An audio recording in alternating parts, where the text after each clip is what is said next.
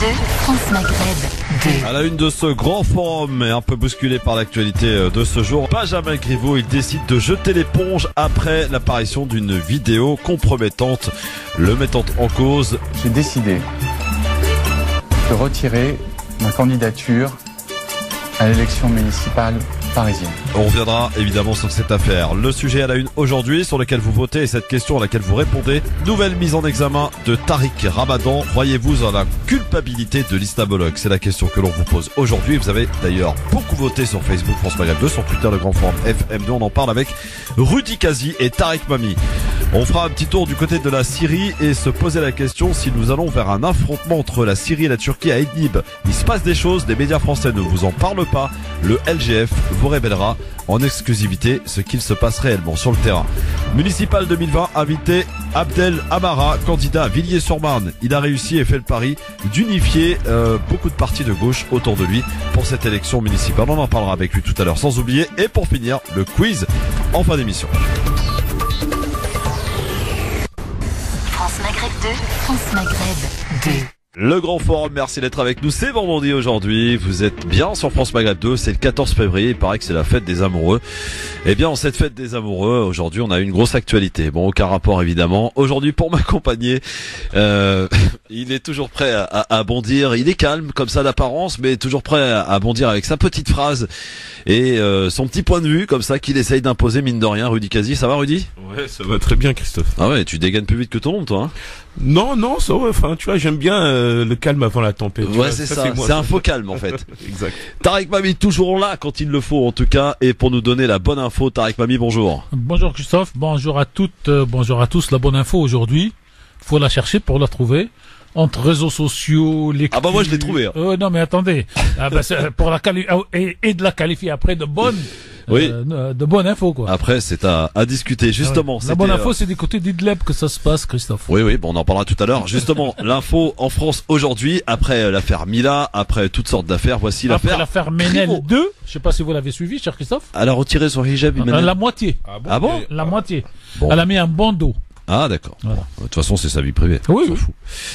En tout cas c'est sa vie privée quand même, mais il était candidat à la mairie de Paris. Quand je dis il était, parce qu'il a décidé de jeter l'éponge. Benjamin Griveaux ce matin a fait cette annonce. En annonçant ma candidature à la mairie de Paris, je connaissais la dureté de la vie politique. Depuis plus d'un an, ma famille et moi avons subi des propos diffamatoires, des mensonges, des attaques anonymes, la révélation de conversations privées dérobées, ainsi que des menaces de mort. Ce torrent de boue m'a affecté, mais il a surtout fait du mal à ceux que j'aime. Comme si cela n'était pas suffisant, hier, un nouveau stade a été franchi, un site internet et des réseaux sociaux ont relayé des attaques ignobles mettant en cause ma vie privée. Ma famille ne mérite pas cela. Personne, au fond, ne devrait jamais subir une telle violence. En ce qui me concerne, je ne souhaite pas nous exposer davantage, ma famille et moi, quand tous les coups sont désormais permis. Cela va trop loin. C'est pourquoi j'ai décidé de retirer ma candidature à l'élection municipale parisienne. Cette décision me coûte, mais mes priorités sont très claires. C'est d'abord ma famille, vous l'aurez compris. Benjamin Griveaux, mine décomposée ce matin évidemment à la suite de ces vidéos, parce qu'il y en a plusieurs, ce qu'on peut appeler communément des sextapes, de ce candidat à la mairie de Paris, Benjamin Griveaux, qui a fait partie du gouvernement d'Édouard Philippe, qui est pas un novice en politique. Et quand on voit ce genre d'action, on peut considérer quand même que ça relève de l'amateurisme. Bon, on peut en parler en tout cas. Je sais que vous avez un avis divergent, vous deux, Tarek et Rudy, ce qui ouvre d'ailleurs le débat. Alors, Rudy, toi, t'es plutôt de dire, voilà, Benjamin Griveaux, c'est pas très moral tout ça, finalement. Oui, alors deux choses à aborder sur la question. Alors effectivement, il y a l'histoire de cette sextape qui est malheureuse et malencontreuse parce que d'une part, bon, on peut quand même s'interroger sur la proportion qu'ont certaines personnalités publiques à mettre sous vidéo ou autre des choses qui relèvent de leur vie privée et qui après au travers de relations bizarres etc. arrivent à ce que ce contenu se retrouve sur les réseaux sociaux. Bon, là il y a les réseaux sociaux qui sont totalement désinhibés en la matière puisqu'effectivement tout peut se passer là-bas dans ce domaine. Mais faut-il uniquement attaquer les réseaux sociaux quand on y trouve aussi des choses intéressantes? Moi, je pense que je trouve quand même ça assez particulier quand même de filmer ce genre de débat.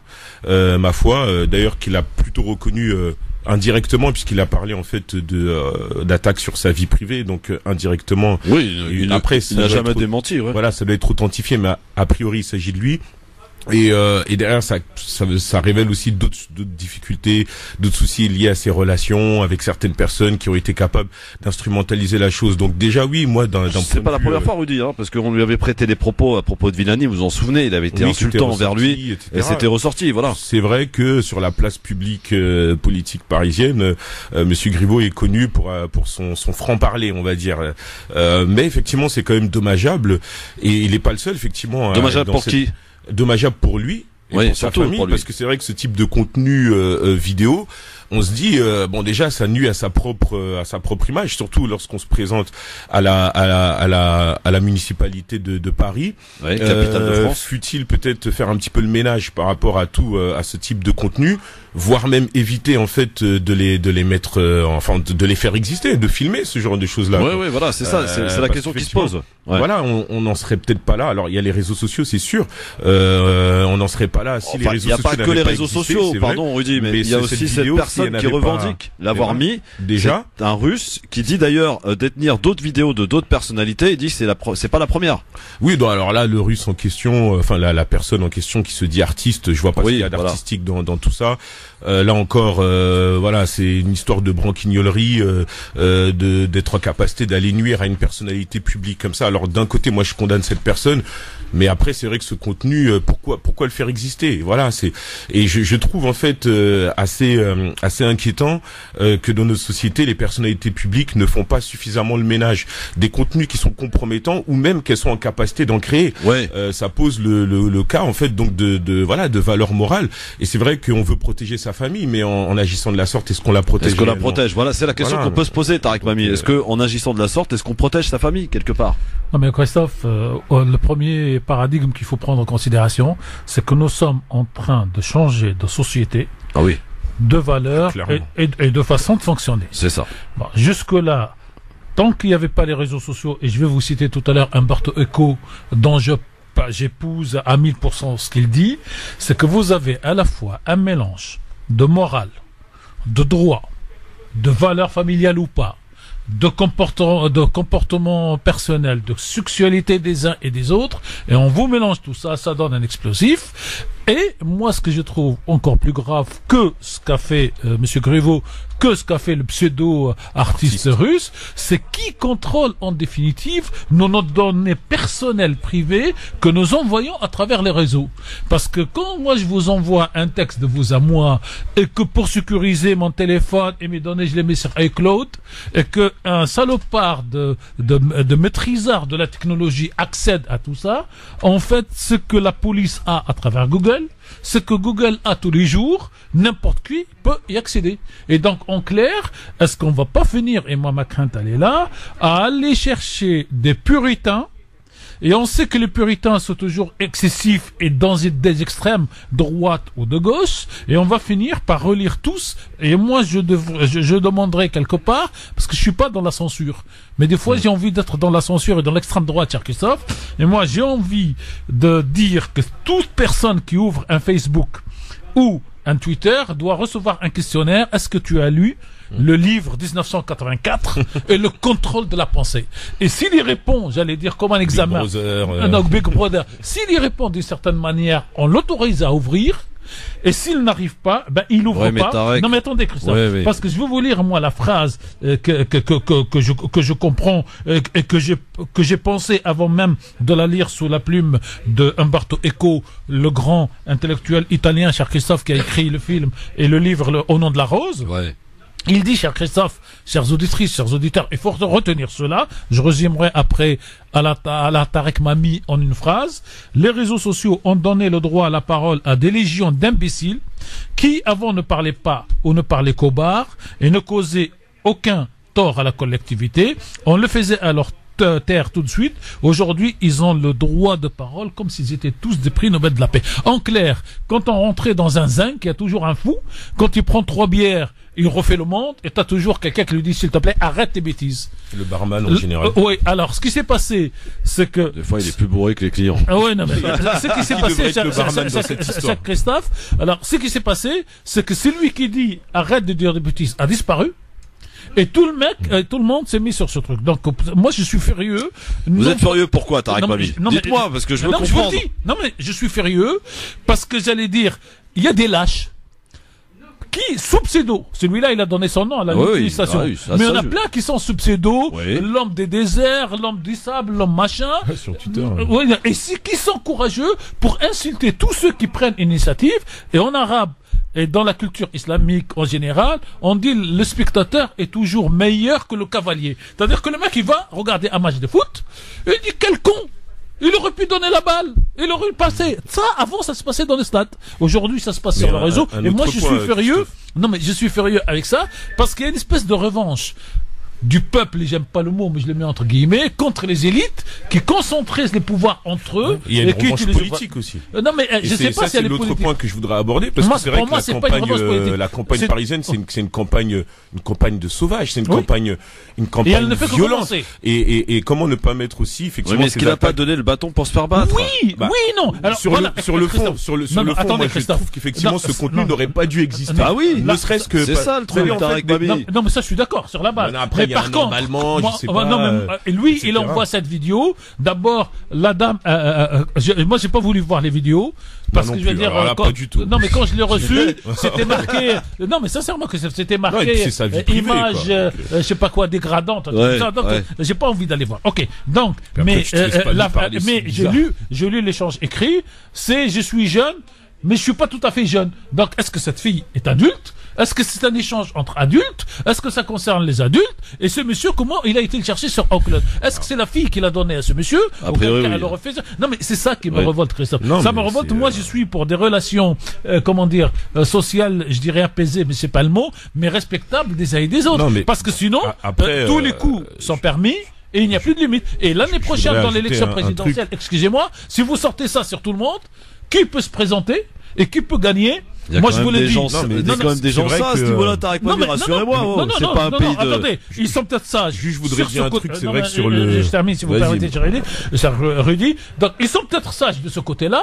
Est-ce qu'ils sont sages sur le fait qu'ils aient une maîtresse privée à qui ils ont envoyé un chèque?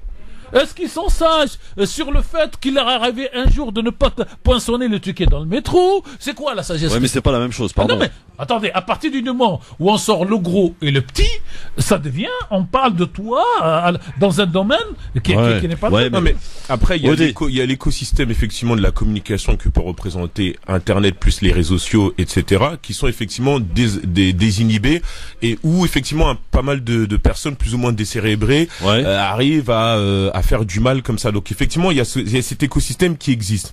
À côté de ça, lorsque l'on sait que les gens sont capables de porter des attaques, des coups bas aussi terribles, il y a aussi à faire le ménage. Après, je veux pas être trop moralisant, mais effectivement, il y a des comportements qui sont inutiles en réalité. Et à côté de ça, il y a carrément aussi un ménage à faire. Si effectivement des vidéos comme celle-ci existent, il faut essayer de faire le ménage pour qu'elles puissent disparaître, si tant est que ce serait bien qu'elles n'existent pas. Voilà. Donc effectivement, il faut composer maintenant avec cet univers qui est de plus en plus agressif, qui est Internet, les réseaux sociaux. En même temps, il faut voir du côté de la loi comment est-ce qu'on peut légiférer pour limiter effectivement certains comportements, parce qu'en réalité, au milieu de tout ça, tout est comportemental. Mais ça il vous peut intéresse être reproché pas, sur le Gauthier, plan moral, etc. Ça t'intéresse pas, toi, de savoir qui t'as affaire pour le futur maire d'une grande ville comme Paris, par exemple? Oui, mais justement, j'y viens, et effectivement, il y a ce côté-là. Mais moi, ça m'intéresse aussi de savoir à qui j'ai affaire aussi sur les réseaux sociaux, déjà aussi. Parce que les personnes qui attaquent, sous couvert de pseudo et de pseudonymes, etc., quand est-ce que l'État est capable de lever la confidentialité des personnes qui attaquent, qui font des incitations à la haine, etc. Et ça de fait l'autre partie côté, du jeu, ça fait partie du jeu, je suis d'accord. C'est pour ça que moi, je suis en même temps droit dans mes deux bottes, et en même temps à l'aise sur mes deux jambes. D'un côté, effectivement, je déplore cette capacité que certaines personnalités publiques qui ont une image, qui sont en capacité effectivement de créer ce genre de contenu désastreux pour leur propre image et l'image de leur famille, et d'un côté effectivement cette haine dans effectivement dans cette course au pouvoir à Paris, qu'il faut aussi questionner. Est-ce qu'aujourd'hui on est capable de tous les coups bas, parce que derrière ce Piotr Zelensky, je sais plus trop comment il s'appelle, est-ce qu'il n'y a pas des personnes aussi derrière qui l'instrumentalisent, qui l'ont poussé à faire ce qu'il a fait? Peut-être. Donc voilà, tout ça. Est-ce que c'est pas de bonne guerre, tout ça, non? Tout ça dénote d'une société de plus en plus décérébrée, je l'ai déjà dit ici, où effectivement il n'y a plus de valeurs morales, etc. Que je souhaite vous poser tous les deux, tout ça est dégueulasse. Est-ce que, par exemple, sur certains points que nous, ici, à France Maghreb 2, ou ailleurs, pour d'autres personnes, est-ce qu'on considère comme vraiment flagrant, déni de justice, j'allais dire inacceptable, n'est pas la même prise que ça? On va faire clairement. Moi, je suis étonné que le plan de Trump, qui ne... excusez-moi, c'est France Maghreb 2, il faut que je maîtrise les... Non, mais voilà, il y a des mots qui... C'est un plan de guerre. Non, mais voilà, n'est pas cette vivacité de réaction des gens, de dire, mais les êtres humains sont les mêmes, les Palestiniens, machin. Non! Alors, il faut que ce mec qui soit candidat, qui fait une bêtise, qu'il n'aurait jamais dit. Ouais, mais bon, là, je trouve que la comparaison n'est pas bonne, parce que là, on est dans le cas d'une campagne parisienne. Effectivement, il se trouve d'élire une personnalité publique dont l'image reflète aussi ce que l'on attend de cette personne-là. Donc, effectivement, malencontreusement pour lui, effectivement, ces images, ces vidéos, qu'il a tournées et que malheureusement, enfin, après, tout reste à déterminer, mais visiblement qu'il a tourné et qui a été récupéré, peut-être par des personnes de son équipe, ou en tout cas par la personne qui a reçu cette image. Ça fait 2-3 semaines que ça tourne dans la Macronie. Et qu'il a monnayé, et peut-être qu'il a fait monnayer, etc. Faut comprendre effectivement que quand on est parisien, même s'il n'y a pas une charte de comportement public qui doit être signée ou qui a été signée par les candidats, il est normal en fait que les Parisiens du coup s'interrogent en fait, parce qu'on se dit bon voilà, est-ce que c'est moral? Quelle image désastreuse de la vie politique quand même. D'agir de la sorte. Est-ce que on souhaite effectivement avoir un maire dans ce genre? Oui, voilà. Maintenant, après il y a lui, et malheureusement c'est tombé sur lui, mais il y a d'autres personnes. Est-ce qu'il a bien fait de lâcher? C'est la question que je vous pose. Est-ce qu'il a bien fait de lâcher? Est-ce qu'il a bien fait de renoncer? Moi, je pense qu'il a eu raison, parce que franchement, si la politique est comme celle-ci, c'est pas une attitude un peu lâche quand même de ne pas assumer? Non. Non, mais je pose la question. Pardon, je suis là pour poser des questions. Il assume en se retirant, parce que pour moi, là maintenant, une fois qu'il y a des révélations comme ça, maintenant, ce qui est important, c'est la vie privée, c'est la famille. Ouais. Voilà. Donc à partir de ce moment-là, oui, d'accord, mais une fois que le mal est fait, maintenant, ce qui est important, c'est de sécuriser la famille, et voilà, t'imagines le gamin à l'école, ton papa, j'ai vu, il a sexté, machin, mais c'est terrible, c'est terrible. Et donc quelque part, rester sur le terrain médiatique et politique, c'est un peu comme s'enorgueillir en fait, faire du genre non, je vais tenir bon, etc. Bon, quelque part, en parlant comme il l'a fait, il s'amende aussi d'une possible erreur, si tant est qu'elle soit démontrée. En tout cas, ce contenu, il n'existe pas il est pas tombé du ciel, voilà. Mais en tout cas, il s'amende, et il a raison de le faire, et en même temps, il protège sa famille, et quelque part, il remet sur la table de la discussion, c'est cette capacité qu'ont les politiques, surtout à Paris, à se détester, à se haïr, et à instrumentaliser même des lobbies, des choses, etc. Et si on oubliait la politique, c'est dégueulasse. Et si on oubliait la politique, et qu'on parle de quelque chose qui a fait du mal à Benzema, par exemple, est-ce que le fait qu'il y aurait eu ou pas la transaction change la qualité du joueur de Benzema? Non. Voilà ce que je dénonce, cher Christophe, moi. C'est qu'à partir d'un truc qui existe, qui peut être condamné par la loi, s'il existe. C'est pas le cas de Griveaux. c'est peut-être la loi de Karim Benzema. On prend ça comme prétexte pour faire de la morale, pour interdire un joueur qui est l'un des meilleurs de sa génération de ne plus participer. C'est quoi ces réseaux sociaux ? Mais en même temps, c'est parce qu'il y a le droit et en même temps, la morale, effectivement, n'intervient pas dans le droit puisque c'est le droit qui est souverain. Non, mais la morale est à géométrie variable, on est d'accord. Mais voilà. La morale a fait que Benzema ne soit pas champion du monde. Mais tout ça doit nous inviter, en fait, à réfléchir sur notre société et à se poser la question et de nous interroger sur la place de la morale. Parce qu'effectivement, au prétexte qu'on est capable de faire ce que l'on veut et donc de rendre des comptes à personne dès lors, en fait, qu'on ne transgresse pas la loi, est-ce que pour autant il y a des comportements moraux qui doivent être acceptables, en fait? Mais la morale, elle est propre à chacun. Voilà. La morale, elle est propre à chacun. Ma morale à moi et la vôtre, celle de ce Piotr le Russe, celle de l'X. Pourquoi ma morale à moi ou la vôtre devrait s'imposer à Griveaux, à Piotr ou etc. Je suis d'accord, mais après il y a des éléments de bon sens qui peuvent se partager par tous. Je sais pas si s'il faut pas cracher sur le sol, effectivement, parce que c'est pas propre. Ça, tout le monde est capable de le partager. Donc ça veut dire il y a des choses qui relèvent du bon sens, qui sont pas forcément spécifiques à chacun et sur lesquelles on peut s'accorder. D'ailleurs, même la base du droit, la base du droit, c'est d'ailleurs ce qui fait consensus. Vous avez dans des civilisations que rôter après manger est un signe de grâce à Dieu. Ouais. Et par exemple dans les pays du Maghreb, vous allez dans d'autres pays, vous rôtez après le repas et on vous traite en termes de morale et de valeur d'impoli, d'incorrect, d'incivilisé et tout ça. Donc, ça, je suis d'accord. Mais maintenant, par exemple, si on prend la question de la sexualité et d'une sexualité rendue publique, qui peut trouver ça moral, que ce soit dans le cas de Valbuena, que ce soit dans le cas de, en l'espèce de Griveaux, du candidat Griveaux, même de Castaner, vous vous rappelez quand même.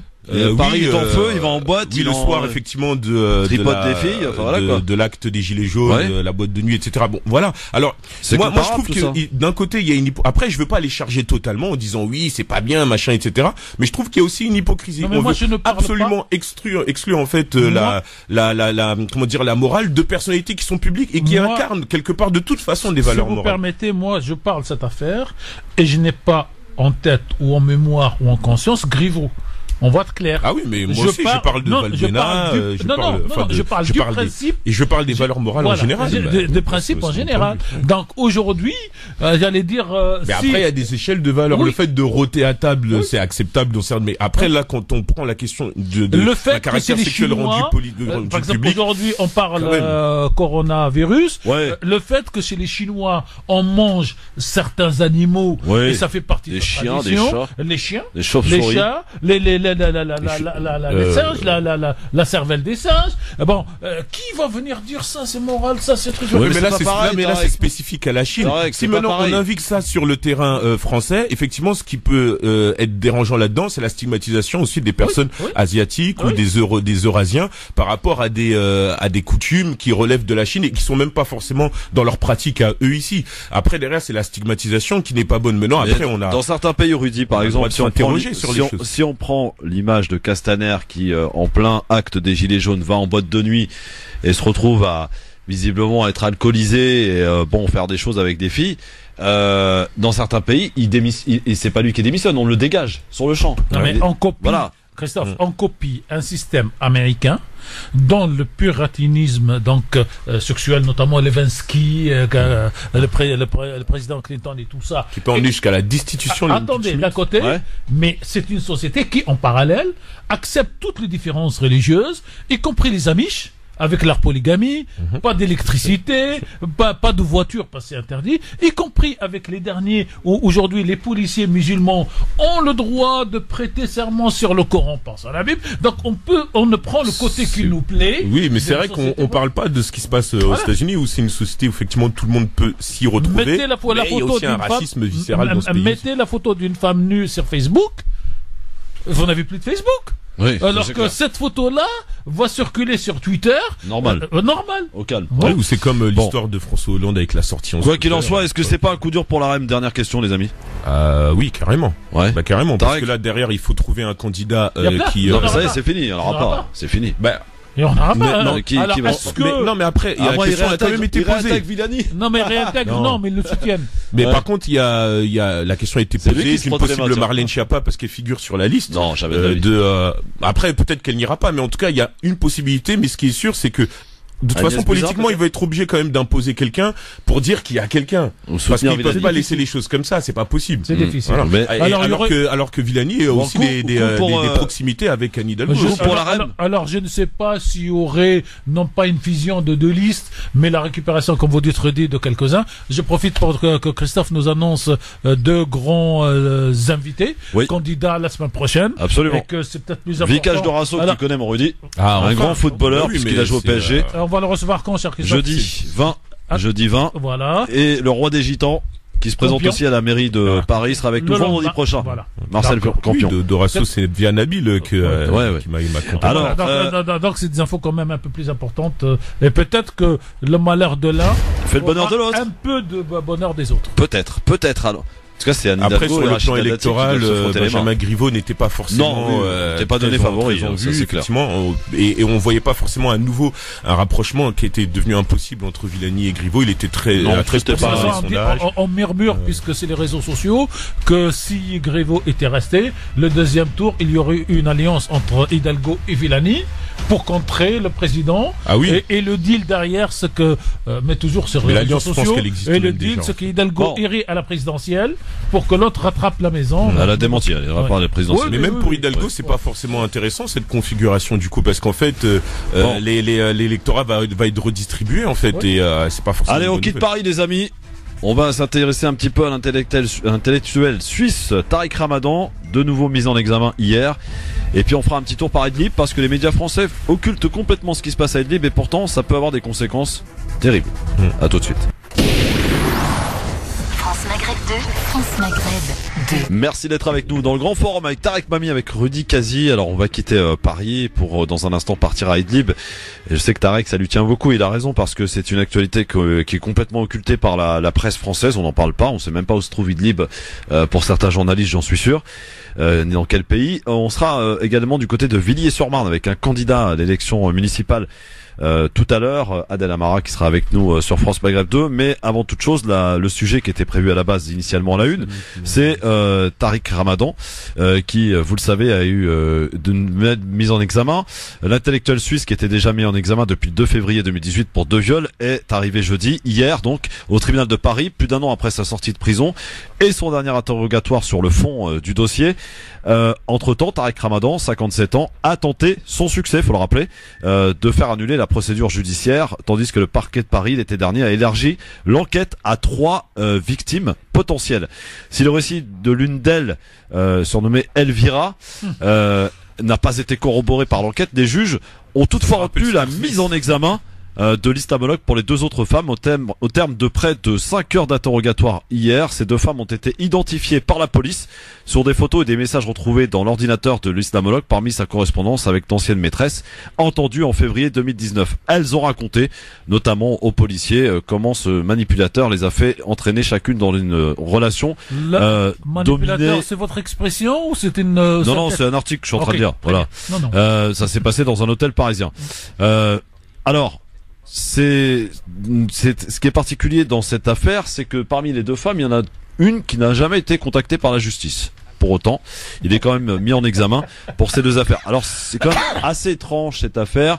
Est-ce qu'il ne s'agit pas là? En fait, la question est toute simple. Est-ce que vous croyez en la culpabilité de Tariq Ramadan? La question vous a été posée sur Facebook, France Maghreb 2, sur Twitter, le Grand Forum FM2. Et vous êtes très nombreux à avoir voté. 34%, ce qui est intéressant aussi, 34% pensent que oui. Aussi bien sur Facebook que sur Twitter. Les réseaux sociaux se rejoignent pour le coup. Et beaucoup de commentaires, par exemple celui-ci, non, qu'il ait eu des rapports, nous dit Laetitia, sexuels, mais au viol, non. Les témoignages se contredisent, dit-elle. Cette affaire, ça sent plus la sanction parce que c'est Tariq Ramadan. Voilà un peu en gros ce qui ressort parmi les commentaires qu'on a pu recevoir, cher Tariq. Alors, il y a un autre fait, cher Christophe, c'est que d'abord les juges donnent l'impression de ne pas suivre l'enquête policière. Alors, qui enquête? C'est la police ou c'est la justice? Chacun son rôle. Et la deuxième, c'est qu'il y aurait eu la désignation d'un expert psychiatrique pour faire une expertise sur monsieur Tariq Ramadan. Et des articles circulent, notamment sur le blog Mediapart et ailleurs, je l'ai à disposition, comme dit l'autre, qui disent que ce psychiatre choisi parmi des dizaines, voire des centaines, est un psychiatre dont les positions sont arrêtées contre Tariq Ramadan. Comment la justice peut-elle désigner un expert qui, en arrivant, croit que vous êtes coupable? Donc, il y a aussi ce côté-là. Donc, faire mettre en examen pour le viol d'une personne qui, elle, ne se manifeste pas. Donc, mais il y a plus grave que ça, Tariq, pardon. Parmi, justement, le témoignage de l'une des deux femmes, voici ce qu'elle déclare. Parmi les deux rencontres qu'elle a eues en mars 2017 à Paris, cette relation, dit-elle, a été consentie. Oui, avait-elle ajouté, il faudrait une autre infraction pour ce genre de personnes, en parlant de Tariq Ramadan. Ouais, je l'ai lu. Alors, vous savez, ça devient ils ont trouvé du grand n'importe quoi. Et vous savez ce qu'ils ont recréé en droit, et c'est pour ça qu'ils ont nommé cet expert, cet pseudo-expert, puisqu'il est en contradiction, cher Christophe, c'est l'emprise. L'emprise, ouais. L'emprise. Donc aujourd'hui, il n'y a plus de les viols fait pchit, comme dirait Chirac, et donc on remplace le viol par les relations consenties, mais consenties, j'allais dire à moitié, puisqu'elles sont consenties. Et d'ailleurs, c'est Henda Ayari qui utilise l'expression, cher Christophe. Elles sont consenties parce qu'elles sont sous emprise. Voilà. Et donc c'est l'emprise qui aurait apporté la relation consentie qui se serait devenue en viol alors qu'il n'y a pas de viol. Bon, c'est trop compliqué pour expliquer dans une... Est-ce qu'on peut faire simple, les amis? Est-ce qu'on peut se parler franchement? Non, mais c'est pour ça, oui, que je Non, mais est-ce qu'on peut se parler franchement? Oui. Visiblement, Tariq Ramadan, comme beaucoup d'hommes, d'accord, il n'est pas le seul, est un homme à femme qui aime les femmes. Voilà. Bon, il n'y a rien de criminel là-dedans. Sauf qu'effectivement, a priori, il y a des éventuelles possibilités de se retrouver avec une femme, etc. Et peut-être qu'en découvrant la sexualité un petit peu débridée de ce dernier, dans les films policiers, Christophe, il y a deux mots qui servent de fil rouge pour les scénarios. Ouais. C'est chercher l'argent. Ouais. Tariq Ramadan, apparemment, il n'y a pas d'argent. L'autre, c'est chercher la femme.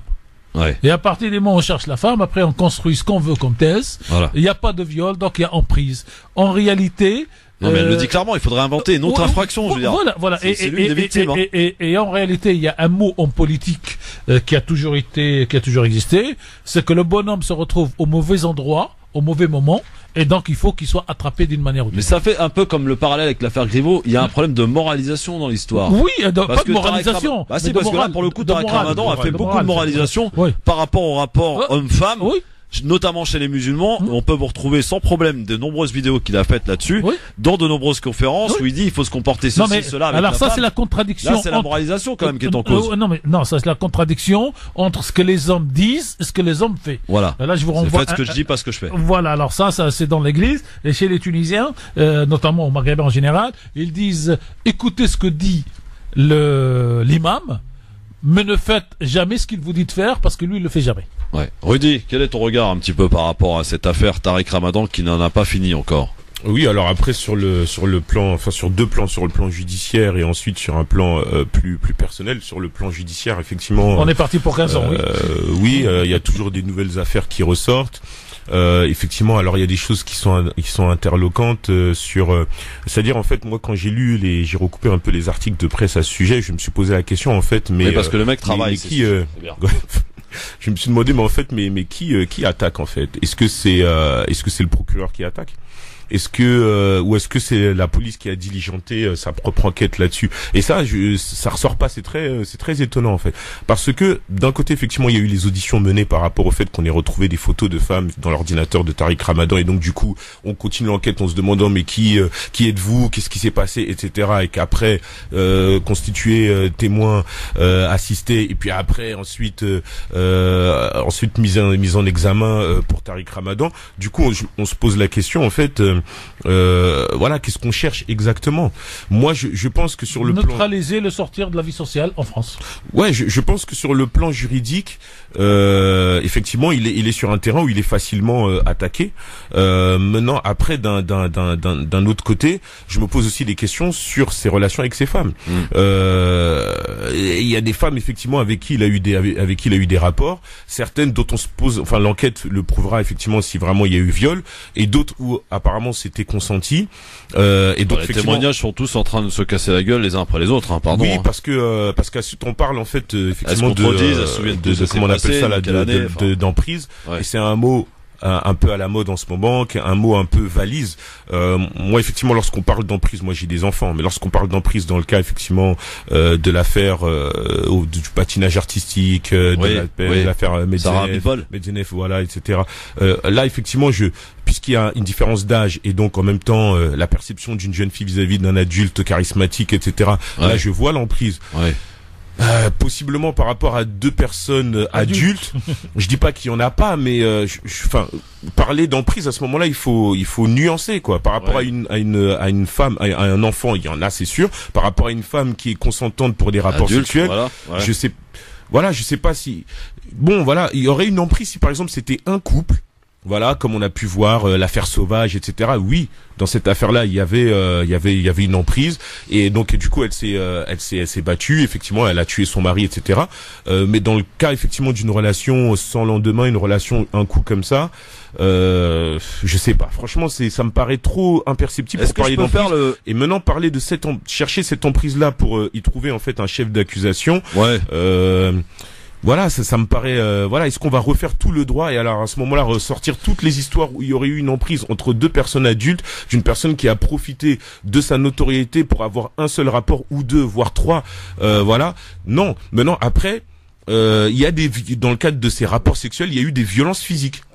Voilà. Et moi, par contre, je pense qu'on devrait plus mettre le curseur sur ces violences physiques-là, parce que il peut y avoir un rapport sexuel consenti, mais par contre, s'il y a un rapport sexuel consenti avec violence physique, là, c'est plus un rapport sexuel. Rudy, est-ce que on peut faire le parallèle, dans cette affaire entre Balkany qui a été libéré pour raison de santé, sans payer de caution, je le précise, et lui condamné, et Tariq Ramadan qui lui est également sorti de prison pour raison de santé, qui n'a pas été condamné à ce jour.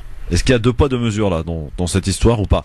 Est-ce que le parallèle est bon? Moi, j'en vois pas. Je vois pas de deux poids mesures dans la mesure où Balkany, lui, il a été en prison par rapport à ses affaires. Condamné. Oui, il a été condamné. Lourdement. S'il est en prison, c'est qu'il a été. 10 ans. Voilà. Donc lui, c'était sur des affaires qui relèvent plutôt de. Oui. Et Tariq Ramadan en prison pour raison.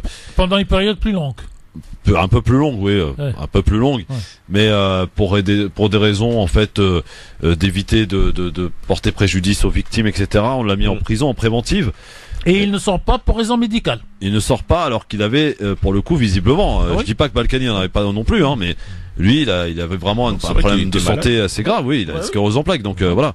Rachid est avec nous. Il nous appelle Damien. Oui, non, mais je pose des questions. Je suis là pour poser des questions, Rudy. Après, vous faites le boulot. Des affaires de violence par rapport à des femmes, et de l'autre côté, c'est une affaire de blanchiment, etc. Dans un cas, on sort parce qu'on est malade. Et on conteste pas que soit malade ou pas, c'est pas le problème. Voilà. Et de l'autre côté, on sort pas alors qu'on est malade. On est malade. C'est ça. C'est ça la comparaison. Voilà. Bon, c'est là où je veux en venir. Au final, il est sorti, Tariq Ramadan. Non, mais il est sorti, mais bon. Pour raison médicale. Il est sorti parce que le juge ne peut plus le garder en prison à une période supérieure en droit à 6 mois. Donc au bout de 6 mois, de toute façon, ils ont tout épuisé, quoi. Voilà. Rachid Damien, bonjour. Salut Christophe, salut tout le monde, ça va? Bon, ça va très bien, et toi Rachid? Ouais, ça va, merci. Écoute, je voudrais revenir sur l'affaire Tariq Ramadan. Oui. Comme vous êtes en plein dedans, moi je veux pas juger le personnage parce que de toute façon, moi je suis personne pour juger qui que ce soit. Mais malheureusement pour lui, c'est un personnage public. Et moi, personnellement, en tant que musulman, je me suis senti trahi, puisqu'il faut savoir qu'au-delà de ses livres, moi, personnellement, je parle pas l'arabe littéraire, donc je le comprends pas.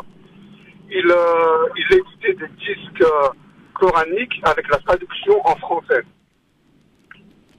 Et moi, j'ai beaucoup écouté, par exemple, ce disque du Coran avec la traduction de Tariq Ramadan. Et en sachant ce qu'il a fait, ce qu'il faisait, je pense qu'aujourd'hui, vu la gravité des choses, le mieux pour lui, c'est d'arrêter franchement tout ce qui est lié à l'islam. C'est vrai que Rachid, votre propos illustre bien beaucoup de gens qui se sont sentis trahis dès lors qu'il a reconnu les relations extra-conjugales. Ça a été le tournant dans cette affaire pour la masse publique, pour le public en général. Et moi, je ne juge pas ce qu'il a fait, ce qu'il a pas fait. Maintenant, c'est fait. L'IFET, je vais pas dire l'IFET, mais c'est-à-dire qu'il y aura un jugement, il se débrouille avec la justice française et avec Dieu. Mais maintenant, le mieux pour lui, franchement, c'est qu'il se retire complètement complètement des DVD, des livres. Ouais. Et des conférences aussi, parce qu'il a fait une conférence. Bon, ça a été un peu le beat d'ailleurs, pas grand monde. Exactement, il a fait une conférence. Et donc, du coup, franchement, c'est se foutre un petit peu de ça. Rachid, Oui, Tariq Mami veut vous poser une question, Rachid. est-ce que vous conseillerez la même chose à M. Polanski? À Polanski? Oui, est-ce que vous Alors, lui conseillerez la même chose, d'arrêter de faire des films? Alors, Polanski, c'est pas la même chose. Ah, Moi, j'adore. Moi, personnellement, non. Polanski, c'est pas la même chose parce que là, on touche au culte. Polanski, si tu vas aller voir ses films, tu vas les voir. Moi, Polanski personnellement, a touché à des mineurs. Oui. Alors vous avez Pardon le culte et vous avez les mineurs. Oui, Vous choisissez. vous avez vu d'ailleurs que Oui, elle a démissionné, a démissionné l'Oscar là. Ouais. Concernant Vous comparez, chacun est libre. Moi, personnellement, Tariq. est libre de comparer le culte et les mineurs. Non. Ce n'est absolument pas la même chose. Puisque concernant Polanski, moi, personnellement, j'irai pas voir ces films. Musulman, et que vous mettez, vous, dans la position de musulman qui juge sur ses propres valeurs, et non pas comme un homme universaliste qui regarde les torts des uns et des autres pour pouvoir dire, dans ce cas, c'est lui-là, et dans l'autre, c'est l'autre, et les deux ont failli à des choses qui correspondent à des valeurs universelles. Ça n'a absolument rien à voir, puisque on peut pas mélanger le culte avec l'universalité. C'est pas pareil. Ah. Non mais c'était les valeurs, Césars, je me suis planté, c'est pas les Oscars, c'est les Césars. Oui. Mais les valeurs universelles, elles sont universelles. Le culte est une valeur universelle. Après, chacun y croit dans la religion qu'il veut. La protection des mineurs est universelle, c'est pareil. D'accord. Donc concrètement, Tariq, pour vous, vous voulez que Tariq Ramadan continue à faire ses conférences. Moi, je ne veux rien. Moi, je ne veux rien. Et moi, je me suis mis dès le premier jour dans la position qui ne donne pas de position aux uns et aux autres. J'ai analysé juridiquement la situation dès qu'il a été incarcéré. Et tout ce que j'ai écrit le premier jour s'est révélé là, après. Je parle de morale. Je parle pas de juridique. Là, on parle de morale. Ah oui, c'est la morale, Tariq Mami. Vous savez très bien comme moi que le public comme Rachid se sentit trahi dès lors qu'il a reconnu. Parce qu'il a trop cru en Tariq Ramadan, quand Tariq Ramadan racontait sa vie, vous et les autres, Rachid. Et que vous n'avez pas mis de la distance. Tariq. Oui. Moi, la seule chose, je me suis expliqué. Moi, la seule chose, Tariq Ramadan, c'était juste par rapport au Coran. C'était moi, j'écoutais le Coran avec la traduction en français. La traduction a été faite quand même par Tariq Ramadan. Et est-ce que vous me remettez en cause la qualité de la traduction du Coran par Tariq Ramadan? Ah non, je ne remets pas en cause. Comme je vous dis, moi, l'homme, je le juge pas. Mais maintenant, on ne peut pas aujourd'hui avoir deux discours binaires dans sa tête. C'est pas possible. On peut pas prôner des choses, traduire le Coran, machallah, et ensuite faire des choses qui sont complètement contraires à ses valeurs. Cher Rachid, je vais en terminer. Ça s'entend. Oui, en fait, il y a deux personnes. Je vais terminer. Non, mais je vais terminer sur un point. Je ne vais pas citer quelqu'un, mais vous allez deviner de qui je parle. Qui, d'un côté, dit des choses sur l'islam, la religion, et qui a été un très grand théologien, et qui de l'autre... Non, mais je parle de quelqu'un d'autre que tout le monde respecte dans cette communauté, parce que nous sommes sur tous les plans à géométrie variable, et qui, sur une télévision, appelle à tuer Gaddafi par l'OTAN, appelle à tuer. Ah oui, je vois de qui vous parlez. À tuer un Bachar, célèbre prédicateur. Oui, un célèbre prédicateur. Et là, c'est silence radio. Ouais. C'est pas de la morale. Et moi, je vous dis, mon problème avec ma communauté, c'est que je souhaite que quand j'écris une phrase, que j'enlève le nom du type, que je la remplace par le deuxième, et que le sens soit dans la valeur, ce que j'appelle moi universel. Excusez-moi, cher Rachid. Non, Rachid. Sauf qu'aujourd'hui, le sujet, c'est on traitait sur Tariq Ramadan. Moi aussi, que ça soit Karadawi, une autre personne, ça soit encore... J'ai rien dit, vous l'avez vu. Bah oui, mais il l'a compris, Rachid, attends. Rachid, moi pour te répondre... Rachid, Rudy veut te répondre. Ouais, moi pour te répondre... alors, effectivement, on peut faire plusieurs parallèles avec d'autres déclarations, etc. pour... effectivement avoir comment dire, une certaine lisibilité sur le cas Tariq Ramadan, si tant est qu'on pense et qu'on serait d'accord sur une forme d'acharnement et sur le plan judiciaire et sur le plan médiatique. Mais c'est vrai que si on isole à cela la réalité morale, moi je comprends les personnes qui sont déçus de Moi Tariq aussi, je Ramadan. comprends, bah, évidemment. Et effectivement, lorsque à un moment donné, enfin récemment, la dernière émission qu'on avait faite là-dessus par Ouais. rapport à l'événement qu'il avait organisé dans le 91 dans l'Essonne, Ouais. effectivement, moi de mon point de vue, c'était malvenu d'organiser cette réunion par rapport effectivement à une parole qui d'un coup dévoyait du fait de ce qu'il a de ses agissements, etc. Maintenant, après sur le fond, tu vois, sur le fond, c'est-à-dire c'est un islamologue. Tu vois ce que je veux dire, c'est pas un imam. Donc ça veut dire en fait il a développé en fait donc une expertise sur un domaine Ouais. qui lui sur le plan scientifique n'est pas à remettre en cause. Voilà. Bon, Mais alors- maintenant après, c'est s'il sort de ce cadre-là pour avoir un discours moralisant voire moralisateur que je trouve que là il a carrément perdu du crédit quoi, tu vois. Merci Et c'est ce qui- Rachid c'est ce qui pour dérange votre par rapport à ce appel. qui s'est Du En passé. tout cas, côté bel échange et merci Rachid. On va juste accueillir rapidement Swad parce qu'il faut qu'on aille à Idlib et notre invité est arrivé. Si quelqu'un peut aller lui ouvrir. Swad, bonsoir. Vous appelez de Reims, vous? Bonsoir Christophe, bonsoir à tous. Oui, tout à fait. Bonsoir. Alors, quel est votre point de vue rapidement, Swad, sur cette affaire-là? Je suis vraiment triste pour le professeur, sincèrement. Effectivement, je fais partie des musulmans de France qui ont été déçus lorsqu'on a découvert l'infidélité de Tariq Ramadan. Il Ouais. ne faut pas confondre le message et le messager. Tariq Ramadan reste un homme comme tout le monde, et avec ses forces et ses faiblesses. Et peut-être que cette situation est salvatrice pour son âme si on se positionne dans une situation de religieux. Il le dit très très bien et ce qui se passe là, c'est vraiment on marche sur la tête quoi. Ouais. Moi j'ai honte de cette justice sincèrement quoi. J'ai honte de cette France quoi. Je ne me reconnais pas dans la justice que subit le professeur Tariq Ramadan. Ça c'est clair et net quoi. Merci Swad de Reims pour votre appel. Allez, dans un instant, les amis, on file à Idlib parce que Tariq, il se passe des choses à Idlib.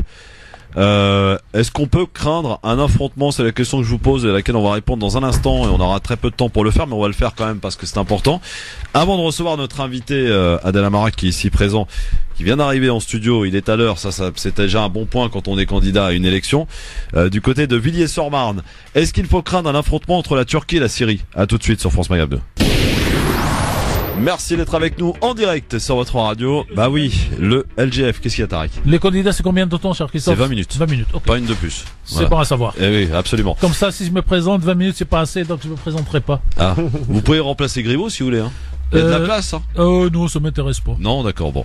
Tariq Pamir, Moi, quasi. je me présenterai ou à la présidence de la République un jour ou jamais. Ah, Tant qu'à faire. ça c'est le scoop Ah, les c'est amis. jamais. Retenez bien, ça a été prononcé le 14 février, hein, 2020. Bah, chacun se souhaite ce qu'il veut, le 14 Bah, évidemment. février. Alors, exactement.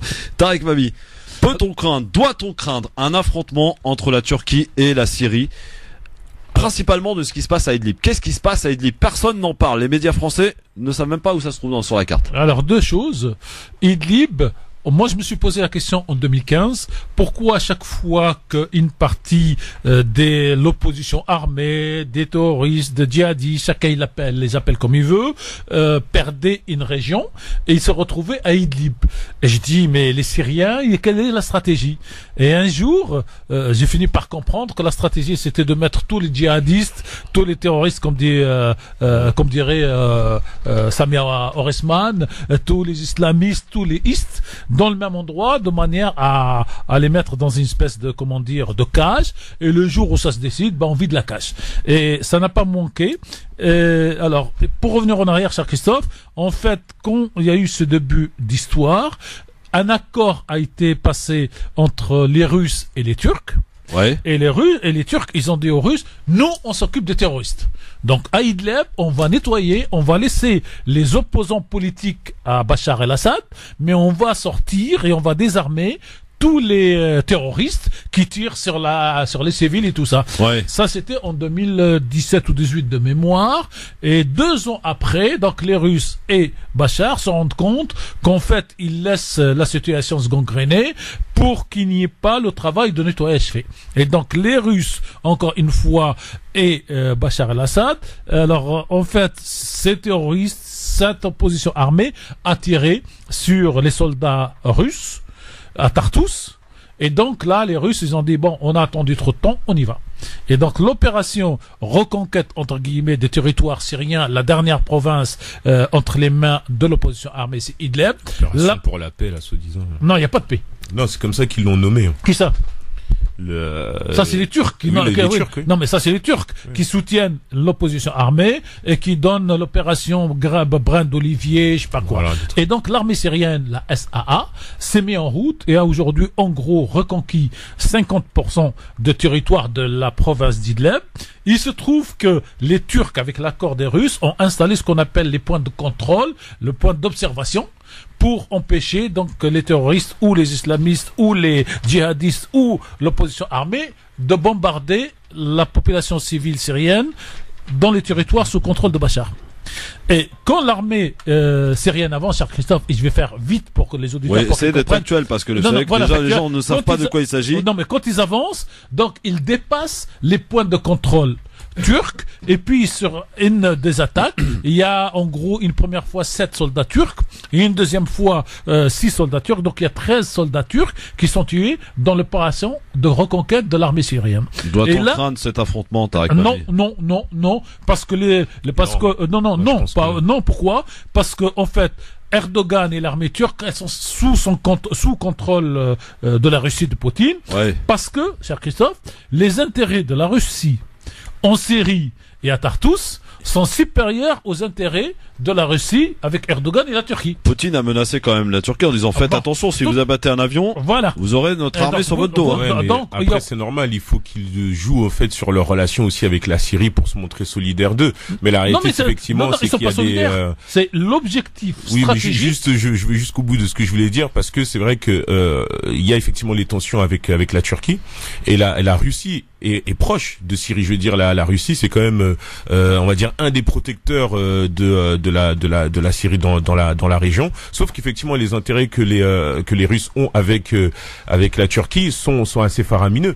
Il y a effectivement des intérêts sur le plan militaire, parce que du coup la Russie s'est trouvée avec la Turquie être le premier client au niveau de l'OTAN à pouvoir avoir pu trouver la possibilité de vendre tout ce qui est les S-400. Voilà, les S-400, tout ce qui est matériaux de défense, etc.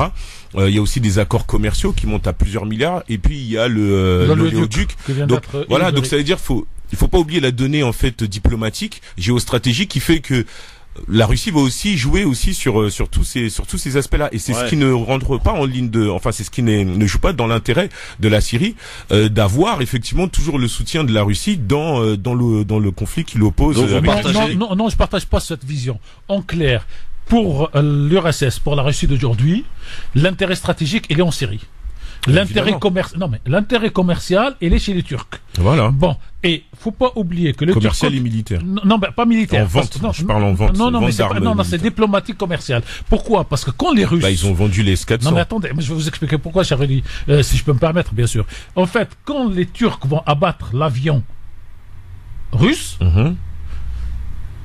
Poutine dit à ses troupes, la Turquie, j'y vais. Oui. Carrément, hein. D'accord. Je vais la régler leur compte. Oui. Bon. Et le Premier ministre turc dit, il n'y aura aucune excuse. Et 24 heures après, le Premier ministre dégage, et Poutine met une semaine à obtenir Poutine au téléphone, qui lui dit les 4 vérités de l'impérialisme. Erdogan. Erdogan. Oui. Et donc, Erdogan lui présente ses excuses. Je dis, je veux pas tes excuses, je veux des excuses écrites, que je fais publier dans la presse russe, pour montrer en clair qui est patron dans cette région. Qui est le patron, voilà. Oui, bien sûr. Bon. Parce que derrière tout ça, il y a les accords de Sochi, dont effectivement les Turcs accusent la Russie d'en être sortie, au prétexte de leurs intérêts géostratégiques. Donc ça, on est d'accord sur ça. Attendez, vous savez, moi j'aime bien, pour les auditeurs, mettre les comparaisons. Enlever Syrie, mettez Israël. Enlevez Russie, mettez États-Unis, et faites la même comparaison, et vous comprendrez qui des États-Unis va défendre plutôt Israël ou plutôt je sais pas quel pays à côté, et vous aurez la réponse pour la Russie. Aujourd'hui, j'allais dire Erdogan a bien joué, il a essayé donc de jouer de deux côtés, et aujourd'hui il arrive à l'impasse, et Lavrov dit Monsieur Erdogan n'a pas respecté les accords de Sochi. Et derrière, donc. Mais aucun, en fait, finalement. Non, mais, si. Parce que dans Sochi, il y avait 4 zones à préserver.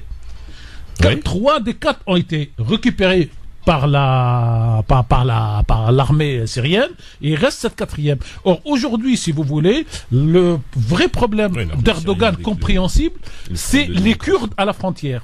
Sauf, au lieu de mettre toute sa force sur les Kurdes à la frontière... Les Kurdes à la frontière et tous les migrants, effectivement, parce que la Turquie a déjà absorbé plusieurs millions de personnes, et eux, ce qui leur pose problème aussi, c'est la menace, soi-disant, enfin après c'est leur point de vue, mais là c'est la menace terroriste que peut représenter donc les qu'ils ont alimenté, oui, qu'ils ont armé, oui, qu'ils ont laissé passer. Alors pour la juste, j'allais dire, parce que pour moi c'est toujours la géopolitique. Dans l'objectif de lutter contre Daesh. Alors la géopolitique pour moi est très importante. Vous avez un pays, vous avez un pays qui fait 80 millions, la Turquie, et il a reçu 3,5 millions de Syriens. Vous avez un pays comme la Tunisie. Quasiment, vous avez un pays comme la Tunisie. 11 millions, lui il a reçu 2 millions de Libyens. Et vous avez un pays comme le Liban, 5 millions, lui il a reçu 1,5 million de Syriens.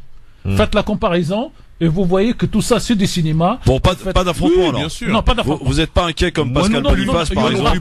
Il y aura des morts. Ouais. Mais pas d'affrontement dans le sens armé contre armé. Moi non, pareil, mais après peut-être pas pour les mêmes questions, puisque pour moi elles sont géostratégiques de toute façon, parce qu'il y a effectivement les intérêts locaux des Turcs et des Syriens, mais in fine il y a aussi les intérêts économiques et financiers qui sont de nature aussi à apaiser tant que possible les tensions, quoi. Et puis de l'autre côté aussi il y a l'Europe aussi qui entre guillemets mange dans la main d'Erdogan, parce il agite aussi la menace des migrants, et au milieu de ces migrants les terroristes de Daesh qui effectivement sont du côté d'Idlib en train de se pavaner à gauche à droite. Deux phrases. Pas de confrontation, et la loi du plus fort partout dans l'histoire et dans la géographie est toujours la meilleure, et aujourd'hui le plus fort dans cette affaire, c'est Poutine, c'est la Russie. Bon, allez, on enchaîne, messieurs. Monsieur le candidat, s'il vous plaît, veuillez entrer en place, en plateau. C'est parti pour l'élection municipale, direction Villiers-sur-Marne, les amis. France Maghreb 2, le grand forum spécial municipal 2020, l'entretien d'admission. Monsieur Adel Amara, bonjour, bienvenue sur France Maghreb 2. Bonjour. Alors, vous êtes vous candidat à Villiers-sur-Marne? J'en entendais quelqu'un dans les studios qui me demandait où se trouve Villiers-sur-Marne. Villiers-sur-Marne, c'est une commune du Val-de-Marne qui se situe à côté de Champigny, Noisy-le-Grand. D'accord. Le Plessis-Trévise. Combien d'habitants? 29 000 habitants. Ah oui, c'est déjà une belle ville. Première candidature? Ouais. Alors, Adel Amara, attendez, justement, ma question, oui, tête de liste, on reçoit que des têtes de liste, monsieur Mami. La question que j'ai envie de vous poser, vous étiez parti au départ en réussissant finalement cette alliance avec la FI, les communistes et les écolos. Et aujourd'hui, il ne reste plus que la FI. Qu'est-ce qui s'est passé? Alors, ce qui s'est passé, donc depuis 2 ans, nous on travaille sur cette élection. Ouais. Donc à l'initiative, donc c'est moi qui étais à l'initiative en fait. Le principe c'était de travailler un programme et après de décider de la tête de liste plus tard. Ouais. Et l'idée c'était vraiment d'avoir cette démarche citoyenne, donc et d'avoir un programme qui colle vraiment à Villiers-sur-Marne, et pas un programme qui vient de Paris, qui est décliné et du copier-coller un peu à gauche à droite. Oui. Donc à cette démarche, les partis dits de gauche ont souscrit, hormis le Parti socialiste. Ouais. Ils ont l'AFI a souscrit, le Parti communiste et les Verts au dernier moment ils ont accepté. Donc il y a aussi des citoyens qui sont, notre association et des citoyens. Et lorsqu'il fallait décider donc de la tête de liste, on a fait une réunion et donc on avait dit voilà, c'était aux militants de décider. On avait établi des règles démocratiques. Et ils vous ont choisi. Et c'est encore pire que ça, c'est qu'en fait le candidat des Verts, il y avait le candidat des Verts qui s'était présenté candidat, on va dire, à la tête de liste, et moi. Ouais. Et donc ils ont senti que le vent allait souffler, que les militants allaient me choisir. Donc juste avant le vote, ils ont décidé de se retirer. D'accord. Donc après, les Verts ils sont retirés. Par la suite, le Parti communiste, en gros, ils nous ont expliqué que fallait entre guillemets se coucher derrière les Verts parce que ils avaient le vent en poupe et que l'écologie c'était à la mode. Et donc nous on a dit en fait non. Carrément. On a osé vous dire ça. Hein. Ouais. C'était bon, on a écrit un communiqué là-dessus. En fait, on expliquait voilà, nous Donc le rescapé, c'est la France insoumise. Voilà, et la France insoumise, clairement, pour être honnête, en fait, ce qui s'est passé, c'est que les Verts, en fait, ils ont contacté le Parti communiste, et ils ont contacté la France insoumise, mais au-dessus, et l'idée, c'était de dire, en gros, de refaire ce nous on a entrepris, sans nous. D'accord. Sans notre association. Bon. Et est-ce que ça va pas vous apporter est-ce que ça va pas vous être préjudiciable, ça? Bon, en fait, selon vous. On se pose pas la question parce qu'en fait, l'idée, c'était, nous, à la base, on s'est dit, voilà, les partis sont plus à la mode. Ça veut dire qu'on n'a plus confiance en eux. Quand je dis qu'ils sont plus à la mode, c'est-à-dire que nous, on n'a plus confiance en eux, on veut mettre de la sincérité, mais il y a des gens, des individualités qui sont engagés et qui peuvent souscrire à cette démarche-là. Donc nous, on n'était pas fermés. Vous êtes sans étiquette, vous, hein? C'est ça? Je suis sans étiquette. Soutenu par la France insoumise. Voilà, soutenu par la France insoumise. Non, mais c'est important, la nuance. Non, je suis, voilà. Vous n'êtes pas encarté. Voilà. Non, je suis pas encarté. D'accord. Et donc nous, ce qui nous était important, parce qu'on parle de ça, c'est un travail qu'on a entrepris il y a 2 ans. Ouais. Donc nous, quand on a commencé, on travaillait les sujets. Donc, pour vous expliquer un peu la démarche, donc toutes les semaines, nous on se voyait, on travaillait les sujets. Donc il y avait la dimension citoyenne, c'est le ciment même de notre mouvement. Ouais. Ça veut dire, on a donc travaillé avec ce qu'on appelait des commissions d'experts. Ça veut dire qu'on se réunissait sur des thèmes prédéfinis avec des techniciens ou des élus dans d'autres villes. C'est-à-dire qu'on a reçu René Dutray qui a été élu à la mairie de Paris, on a reçu Philippe Keita qui a été élu à la jeunesse, qui est élu toujours à Champigny-sur-Marne, Mamadou Sy, et j'en passe, Sophia Waka qui techniquement en termes de tout ce qui est tranquillité publique et sécurité, elle maîtrise. Et voilà, donc je dois en oublier, donc je m'excuse auprès des autres. On a travaillé ça, on a organisé aussi un questionnaire en ligne. Donc avec la campagne, c'était si vous étiez maire, quelle serait votre première proposition? Ah. Donc qu'est-ce qu'il en est sorti de ça? Quelle a été la première proposition des citoyens? Ça revenait beaucoup sur la bétonisation, sur stopper la frénésie immobilière et le béton dans la ville. Et donc on a reçu plus de 300 contributions. D'accord. On a accueilli aussi des gens dans notre permanence. C'est la démocratie participative. Voilà, des gens de permanence. Et enfin, on a organisé donc 7 réunions, donc octobre-novembre. Ouais. Donc tous les samedis, on faisait des réunions participatives. Donc les gens venaient, on discutait sur des sujets prédéfinis. Et on a abouti à ce programme que je vous ai envoyé et qui, sans prétention, qui est assez concret parce qu'on voulait sortir ce que j'appelle des slogans creux. C'est-à-dire, souvent on entend on va rétablir la sécurité. Alors justement, en matière de sécurité à Delamara, c'est très intéressant parce que dans votre ville et comme dans beaucoup de villes, en fait, il y a une espèce de ville qui est scindée en deux, avec une zone qui est plus pavillonnaire, plus habitée par une certaine catégorie de la population, et puis vous avez ces fameux quartiers. Et c'est vrai que pour les quartiers, parler de sécurité, c'est un peu ennuyeux. Par contre, il faut parler sécurité à cette zone pavillonnaire qui se dit tout le temps inquiet. Comment vous arrivez à conjuguer les deux? Alors en fait, c'est très simple. Nous on parle déjà on distingue ce qu'on appelle la sécurité, l'insécurité on va dire, et le sentiment d'insécurité, c'est important. Et comme vous dites, il faut répondre aux 2 problématiques. C'est ça. Nous, à travers notre expérience, et je vais même, moi à titre personnel, en fait on s'est mobilisé notamment sur ce qu'on appelait à l'époque donc les rivalités, les rixes entre donc les jeunes de Villers-sur-Marne et les jeunes de Champigny-sur-Marne. Nous on est intervenu, moi à titre personnel, pour calmer ces embrouilles, et on y est arrivé. On n'y est pas arrivé par en fait, nous, on parle de restaurant, on n'est pas arrivé par la police, c'est pas la police qui a réglé le problème, c'est plutôt par une approche de médiation. Et ce qu'on veut faire comprendre, et on veut pas faire de démagogie, on sait que c'est pas ça qui règle les problèmes, c'est pas la police qui règle les problèmes. Donc, pour répondre à ces questions-là, nous, on invoque le résultat. Ça fait 25 ans que notre maire, qui est très à droite, il a un discours il a eu des propos un petit peu, exactement, négrophobes et tout ça, quoi. Totalement. Ouais. Enfin, pas un peu, beaucoup même, négrophobe. Et au-delà de ça, il a un discours sécuritaire. Ouais. Moi, je questionne. Ça marche, Delamara. Oui, mais non, justement, ça fait 25 ans et les gens se sentent pas plus en sécurité. Les caméras, ils ont pas rassuré les gens. Ouais. Et donc, nous, ce qu'on propose, c'est autre chose. Et à travers mon association, on s'est mobilisé, on a obtenu des résultats. Donc, c'est juste de se dire que le problème, il est beaucoup plus global. Et nous, l'idée, c'est de convaincre. À un moment donné, il faut être aussi sur le combat des idées, c'est convaincre, et on va pas faire de démagogie pour faire plaisir. Ouais. Alors, en quoi, quelle sera, à Delamara, votre première action si vous devenez maire le 22 mars prochain? La première grande urgence pour Villiers-sur-Marne, selon vous, c'est quoi? Déjà, on va faire un moratoire sur les constructions. C'est ce qui revenait le plus souvent, en fait. Donc, la première action, ça va être on va stopper tout ce qui est permis de construire, on va repenser le PLU. Ouais. Il y a beaucoup trop de construction, selon vous, à Villiers-sur-Marne? Bah en fait, on est passé de... Donc là, par an, on est à 675 à peu près logements par an. Ouais. C'est énorme. Au niveau de la dette économique, comment elle se situe, Villiers-sur-Marne?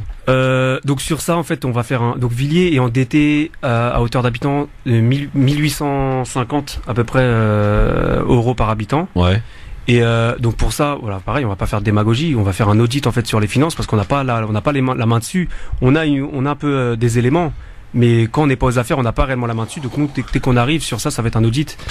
En quoi vous êtes concerné par le Grand Paris, Adèle Amara, Villiers-sur-Marne? À Villiers-sur-Marne, donc il y a la ligne 15. Donc c'est sur la ligne 15, il y aura une station de métro qui fera Brie, Champigny et Villiers. D'accord. Et donc ça, c'est un apport important. Alors voilà, pareil sur le. Donc en fait, bah, le Grand Paris, là-dessus aussi, on est mitigé, c'est-à-dire que objectivement, c'est positif d'avoir le métro et tout. Oui, bah oui. Néanmoins, on veut éviter le processus de gentrification, c'est-à-dire l'augmentation des loyers, la spéculation et en fait. Mais comment vous allez faire? Parce que ça, on n'y échappe pas. Non, on peut y échapper. Mais juste pour finir pour finir mon propos, en fait, donc le Grand Paris, c'est quelque chose de positif, mais encore une fois, le Grand Paris, mais pour qui? Si c'est le Grand Paris, mais sans nous. On n'est pas d'accord. Ouais. C'est dans ce sens-là. Et donc pour éviter ça, donc la gentrification, en fait, on l'aborde sous deux axes. Donc il y a l'axe du logement et sur la cohésion sociale. Donc par cohésion sociale, donc j'entends le fait qu'on veut pas que, on parle de mixité sociale, tout le monde en parle, mais on s'aperçoit que souvent elle amène à ce qu'une population en chasse une autre. Ouais. Et donc l'idée, nous, de la cohésion sociale, notamment avec les associations, la vie associative, c'est de faire en sorte déjà que les populations elles se côtoient. Mmh. Et en se côtoyant, déjà, il y aura beaucoup moins de crispation et beaucoup moins de clivage, de ce que vous appelez, comme vous dites, les quartiers pavillonnaires et les quartiers dits sensibles. Donc il y a sur cet angle-là. Et dans un deuxième temps, il y a sur la question du logement. Donc nous, c'est dans un premier temps, sur les constructions, c'est imposer un quota de logements sociaux et aussi de mettre en place, imposer aussi un quota de logements à accès à la propriété. Ça empêche la spéculation en fait, parce que l'idée c'est là souvent en fait c'est donc il y a des promoteurs, il y en a qui achètent, mais ils y vivent pas. Et donc nous on veut que les gens qui habitent à Villiers, ils vivent à Villiers en fait. On essaie de lutter contre ça. Donc on pense que ces deux moyens-là, ça permet en tout cas de limiter ce processus-là. Et je finis en disant que les logements sociaux, souvent ils sont méprisés, ça a une connotation péjorative, mais c'est important de rappeler que les logements sociaux, tout le monde peut y bénéficier. Et aussi l'idée c'est que un jeune, un fils ou une fille d'un cadre, il a envie de se loger dans sa ville, il va faire sa demande de logement social et il pourra y loger. Enfin voilà, c'est pas que parce qu'on pense logement social, on pense directement grands ensembles, béton, drogue. C'est Adèle Amara, vous parlez de ces habitants de Villiers-sur-Marne qui pourraient vivre donc forcément mieux à Villiers-sur-Marne, mais aussi travailler. Comment vous allez faire pour justement inciter les entreprises, pour celles qui y sont déjà, et peut-être en inviter d'autres à venir s'installer sur votre territoire? Nous on est parti sur une maison de l'entrepreneuriat. Ouais. Déjà dans un premier temps, donc pour accompagner les commerçants et les entrepreneurs qui sont déjà sur place, et aussi à l'intérieur on compte y mettre un incubateur. Donc voilà, tout ce qui est aide, pour tout ce qui est une aide juridique, essayer de trouver des financements et aussi de prêter des locaux, mettre à disposition des locaux. Adèle Amara, avant de laisser la parole à mes deux collègues ici présents pour poser aussi leurs questions, quelle est selon vous l'action que vous souhaiteriez mettre en avant pour ceux qui nous écoutent là aujourd'hui sur France Maghreb 2, qui sont en particulier de Villiers-sur-Marne, c'est à eux que vous vous adressez en particulier. Quelle est l'action qui vous paraît la plus importante, essentielle dans votre programme, celle que vous avez envie de mettre en avant? C'est compliqué. Franchement c'est compliqué parce que franchement je suis pas là pour faire ça. Non, c'est vrai. Pardon. Hein. Non, c'est une qu'on peut mettre en avant. Déjà nous clairement nous dès qu'on arrive sur la transition écologique, donc dès qu'on arrive, on va déléguer. Il y a un adjoint qui aura la délégation sur la transition écologique, qui sera chargé de vous mettre en place. Vous avez pas remarqué, non mais on va justement, c'est pour ça qu'on va développer. Donc c'est parce que l'écologie ça englobe tout.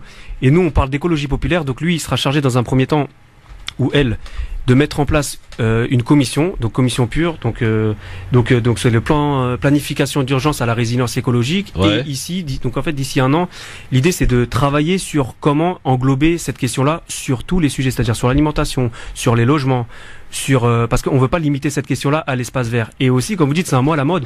Mais j'ai envie de dire, nous, on n'a pas été, en fait, on n'a pas eu besoin d'Europe Écologie Les Verts ou des élections européennes pour parler d'écologie, parce que c'est un sujet qui nous a toujours.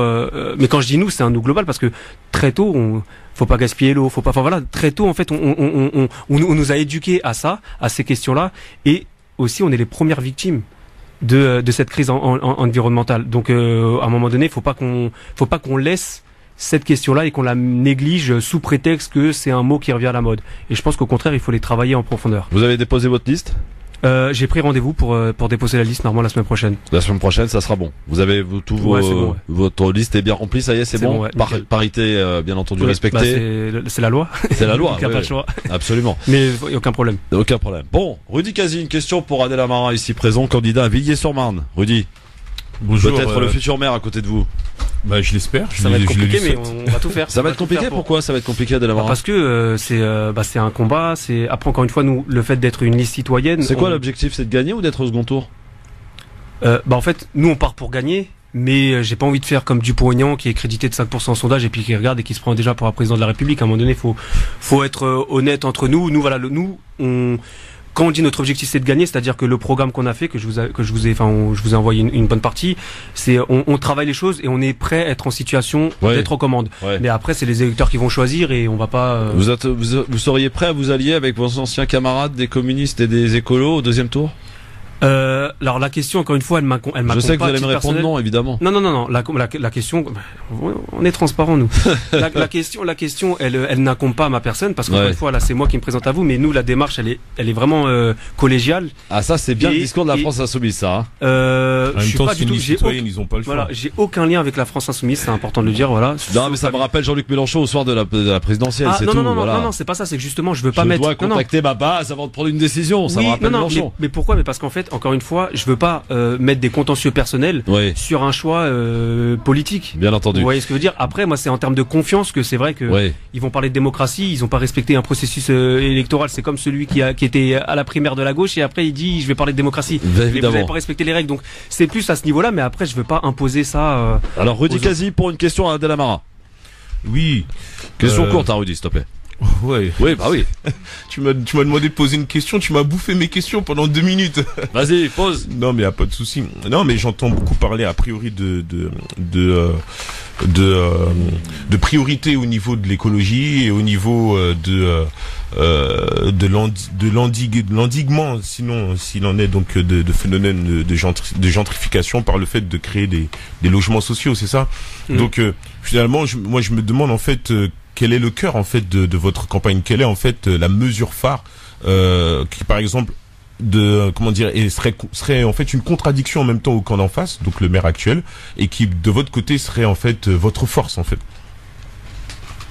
Bah moi je pense que le cœur de notre campagne, nous, c'est la dimension citoyenne et démocrate. C'est-à-dire que dans la conception de notre programme, ça répond à une demande, ça répond à des Villiérains. Et vous pensez que ça suffira pour gagner les élections parce qu'en fait c'est ça. Je pense que ça peut suffire pour gagner une élection parce que encore une fois on est la seule citoyenne. N'en déplaise aux listes citoyennes du PS, d'En Marche, du Modem. Tout ça, vous avez des candidats En Marche là-bas ? Oui, il y a En Marche, il y a le Modem, il y a le PS, il y a le maire des Républicains. Ah oui, il y a du monde. Enfin, je veux dire, oui, normalement, on est soit 6, soit 7, parce qu'on n'a pas encore de nouvelles du Front National. Ouais. Mais n'en déplaise à toutes ces listes qui se définissent comme citoyennes, nous, pour le coup, on est vraiment une liste citoyenne. Nous, pour le coup, moi, c'est mon slogan, c'est en fait, on fait de la politique par des actions concrètes. On n'a pas attendu les élections pour faire bouger les lignes. On n'a pas attendu les élections pour créer du lien, on n'a pas attendu et de mettre de la sincérité aussi. Mais le fait justement d'avoir cette étiquette un peu trop associative, est-ce que du coup ça vis-à-vis des électeurs ça donnerait pas ça n'amoindrisserait pas en fait votre sérieux, enfin non mais c'est pour ça que nous on regarde notre programme, vous êtes mignon, vous dites des choses intéressantes. Mais justement, à un moment donné, il faut pas se renier soi-même et faut évaluer. Les gens ils peuvent avoir cet a priori dans un premier temps en disant que c'est les partis politiques qui ont les compétences. Ouais. Mais ça fait 30 ans, 40 ans qu'on est dirigé par des experts et on s'aperçoit que ça va pas, c'est compliqué, les gens ne sont pas satisfaits. Donc peut-être que si on essaie autre chose, mais au niveau local c'est la même chose. Mais au-delà de ça, il y a un sentiment d'adhésion au niveau local, que ce soit sur les corps intermédiaires de la ville. Quand on fait le porte-à-porte, quand on fait le porte-à-porte, la dimension citoyenne et le fait qu'on n'appartienne pas à un parti politique, ils adhèrent totalement. Après, on sait que forcément, on l'a préparé en amont, hein, le fait mais même parmi nos proches qui disent mais finalement c'est quoi votre programme? Ils sont plus exigeants avec nous qu'avec les partis parce qu'ils se disent on est des associatifs. Et ben nous on les prend au mot, on a un programme sans proposition. Je tiens à dire que les propositions elles sont financées et techniquement faisables, c'est-à-dire que parce que dès qu'on avait un doute, on les mettait pas. D'accord. Alors, Adel Amara, le temps passe vite. Tarek Pami, une question pour finir. Moi j'en aurais 4, mais oh là là, non, attendez, Christophe. Il reste 3 minutes là. Moi je veux pas parler. Je pose une question à lui de répondre dans une de mes phrases. Est-ce que vous considérez aujourd'hui que votre ville est une ville dortoir? Oui. Est-ce que l'idée de la cantine gratuite germe dans vos têtes? L'idée elle s'est posée, mais techniquement tant qu'on n'est pas sûr de pouvoir la mettre en place, on l'a pas proposé. Par contre on propose une cantine 100% bio et 100% locale et voilà, on l'a évalué et c'est finançable. Mais la gratuité par principe oui, mais en termes de réalisation on le propose pas parce qu'on n'est pas sûr de notre coût. Dans ce genre de villes qui sont des villes dortoirs, les gens payent des loyers pendant des années, 10 ans, 15 ans, 20 ans. Avez-vous l'idée d'arriver à un certain moment de mettre un quota de logement social à l'achat pour les habitants, de manière à s'installer dans la ville et être partie prenante? C'est ce que j'avais dit au début, hein, ça rentre dans ce processus pour lutter contre la gentrification. Donc, dernière question, vous savez que c'est court. Est-ce que vous considérez qu'aujourd'hui la mixité sociale dans votre ville est équilibrée ou est-ce que certains en ont fait plutôt une ville ghetto? En fait, c'est une ville à deux vitesses. Donc, il y a une ville comme toute, il y a une ville à deux vitesses avec un grand ensemble. Beaucoup de villes de droite. Et ouais, c'est ça. Je voulais pas le dire, mais c'est ça. Et donc, un grand ensemble. Faut le dire, voilà. Non, mais laissez-moi répondre à mes questions. Comme ça, au moins, je parle. Donc, oui, il y a une ville à deux vitesses. Et puis, il y a même un projet d'un écoquartier qui compte mettre en place. Et nous, voilà, on compte repenser ce projet-là parce que ça va faire une ville à 3 vitesses pour le coup. Bon, Adel Amara, pour terminer, vous avez 1 minute pour vous adresser à vos électeurs et électrices du côté de Villiers-sur-Marne. Pourquoi le 15 mars prochain, il faut voter Adel Amara? À vous de jouer. Donc déjà, parce que voter Adel Amara, c'est voter pour un collectif, c'est voter pour une sincérité, c'est voter pour des engagements, des principes, un programme travaillé. Voter Adel Amara, c'est sortir du cap de l'indignation et c'est rentrer dans la phase de proposition, de l'action et c'est faire changer les choses et améliorer le cadre de vie concrètement. Bon, même pas besoin d'1 minute, c'est fini, c'est bouclé, c'est timé, c'est parfait. Merci beaucoup Adel Amara et bon courage pour cette élection municipale. Donc candidat, on le rappelle, à Villiers-sur-Marne. Combien d'électeurs à Villiers-sur-Marne? Il y en a 18 000. D'accord. Et combien de votes en général? 9 000, 10 000. Ah ouais, donc ça peut jouer franchement à une voix ou 2 fois. 29 000 habitants.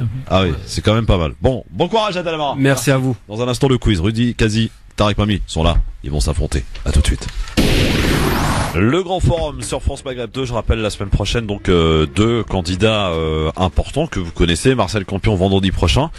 Ah, on va se marrer Tarek Pami avec Marcel Campion. Avec grand plaisir. Il y aura de la punchline avec lui. Hein. Ouais, juste Christophe, comme tout le monde parle de Saint-Valentin, moi j'aime bien envoyer les gens à la lecture pour savoir qu'est-ce que c'est. Je sais pas s'ils lisent le jour de la Saint-Valentin. Non mais justement, je sais pas s'ils lisent ou pas, mais s'ils sur une sortie amoureuse, moi voilà, c'est ça, un petit repas. C'est la culture qui s'impose. Non mais c'est la culture justement.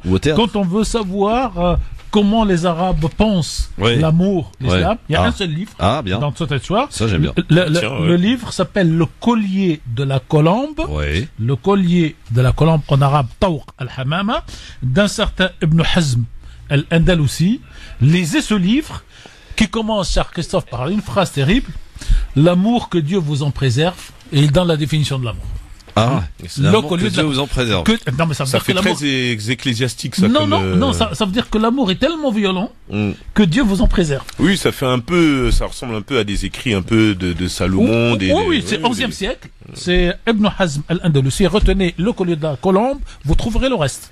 Moi, j'aime bien Saint-Valentin pour ceux qui veulent. Tous ces gens romantiques intellectuels, ce cher Tarek.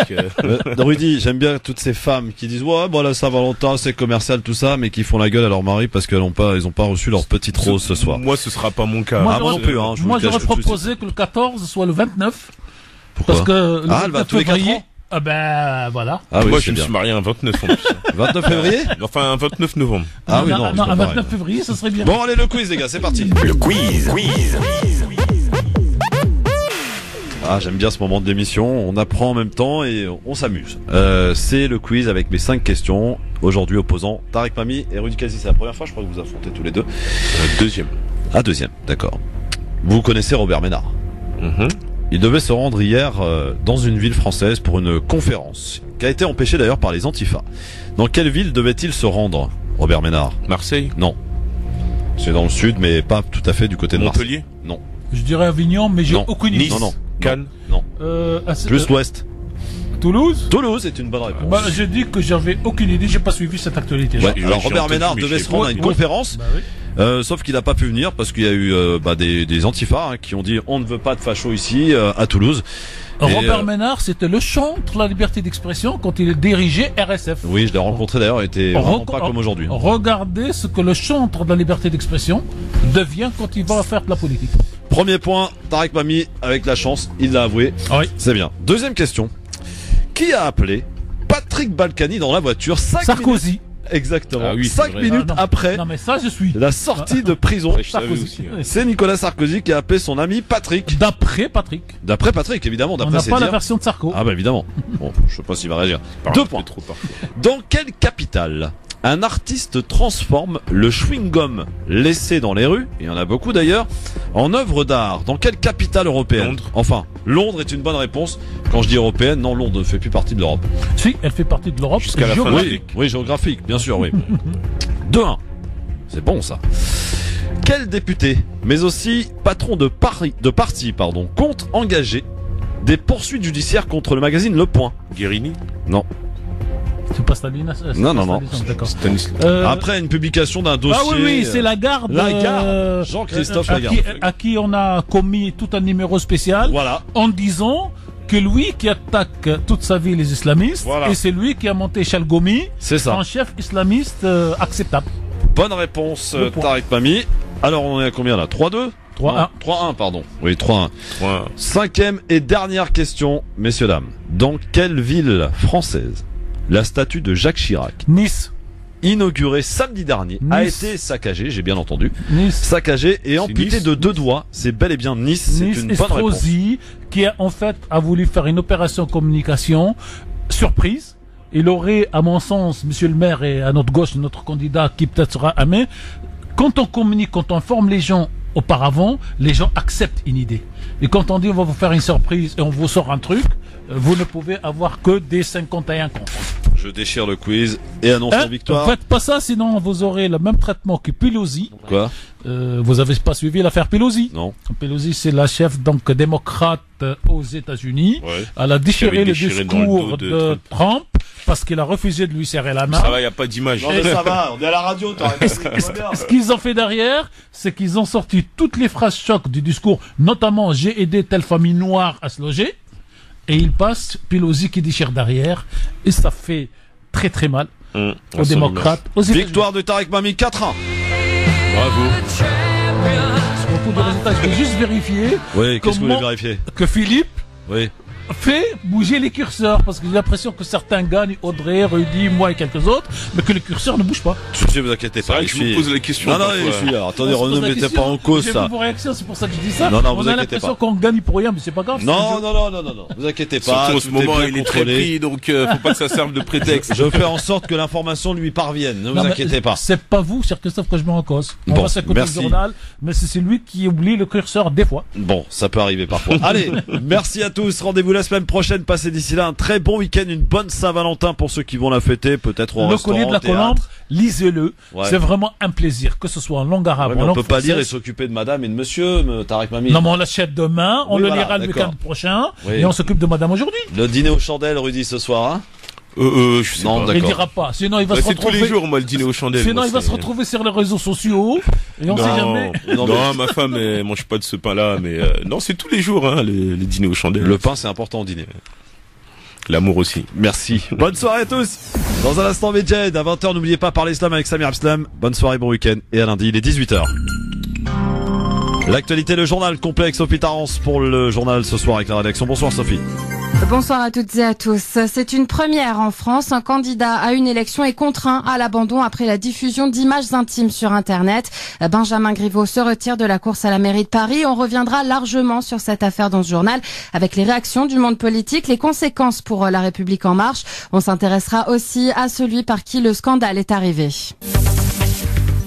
J'ai décidé de retirer ma candidature à l'élection municipale parisienne. C'était en fin de matinée. Benjamin Griveaux, visiblement touché, mettait un terme à ses ambitions pour la mairie de Paris. Embarrassé par la diffusion sur Internet de vidéos intimes, des échanges d'ordre privé consultables sur un site créé pour l'occasion et relayé sur les réseaux sociaux. Une atteinte à la vie privée qui a forcé le candidat La République en marche à jeter l'éponge. Dans les minutes qui ont suivi, la diffusion de ces images a été fermement condamnée par l'ensemble de la classe politique, notamment Anne Hidalgo, candidate à sa réélection à Paris. Je veux redire que j'appelle au respect de la vie privée des personnes et que évidemment ça n'est pas digne du débat démocratique que nous pourrions avoir. Les enjeux sont forts pour Paris et je souhaite vraiment qu'on puisse se concentrer à nouveau sur ces enjeux pour Paris et pouvoir permettre aux Parisiens de choisir le projet qui correspond le mieux à leurs aspirations. Et les réactions du monde politique se sont multipliées tout au long de la journée. Pour son ex-concurrent Cédric Villani, il s'agit d'une attaque indigne, une menace grave pour notre démocratie. Rachida Dati, également candidate, appelle à une campagne apaisée et digne. Jean-Luc Mélenchon, lui, dénonce un procédé odieux. Alors, une question se pose ce soir. Qui est derrière ce scandale politique? Eh bien, c'est un artiste russe qui a revendiqué la publication sur son site de ses vidéos. Il s'appelle Piotr Pawlenski et il assume entièrement son choix, Elsa Ruot. Oui, l'activiste de 35 ans assure avoir voulu dénoncer l'hypocrisie de Benjamin Griveaux.